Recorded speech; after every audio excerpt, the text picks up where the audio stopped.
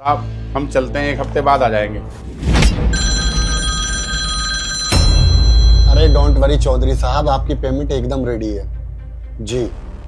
आप आ जाइए, किसी लड़के को भेज दीजिए। मैं तो कहता हूँ आप ही आ जाइए, इस बहाने मुलाकात भी हो जाएगी जी। पेमेंट कहाँ है? सर मुझे लगता है जो सिक्योरिटी गार्ड आया था ना, वो पैसे उठाकर लेके गया है। सिक्योरिटी गार्ड ले गया? अरे तुम दोनों यहाँ बैठे हो, तुम दोनों का ध्यान कहाँ था?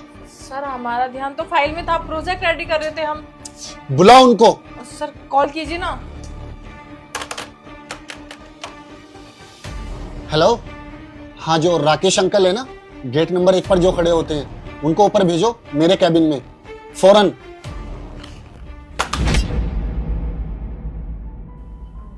साहब आपने बुलाया?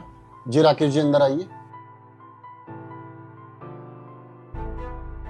यहाँ पर 5 लाख रुपए रखे हुए थे, क्या आपने लिए?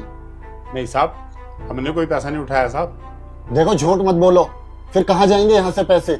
आपने लिए हैं। साहब हमें क्या पता, हमने कोई पैसा नहीं उठाया साहब, कसम से हम सही कह रहे हैं, हमने कोई पैसा नहीं उठाया साहब।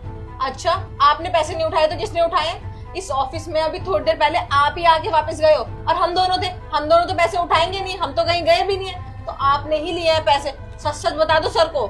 मैडम हमें क्या पता किसने उठाया, हमने कोई पैसा नहीं लिया साहब। कितना बेशरम इंसान है ना, झूठ पे झूठ बोले जा रहा है। सर मुझे पक्का यकीन है वो पैसे ना इसी ने उठाए होंगे।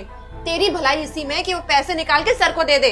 सर मैं बताती हूँ, आप ना जानते नहीं है इन जैसे गरीब लोगों को। इन्होंने इतने सारे पैसे यहाँ पे रखे देखे होंगे, इनके मन में ना लालच आ गया होगा और कुछ नहीं। देखो राकेश जी, मैं समझ सकता हूँ, जब हम काफी ज्यादा पैसे देखते हो तो हमारे मन में लालच आ जाता है, और इंसानों को पैसे की जरूरत हो सकती है। देखो जो भी आपको पैसे की जरूरत है मैं आपको दे दूंगा, लेकिन ये 5 लाख रुपए मेरे लिए बहुत इंपॉर्टेंट है।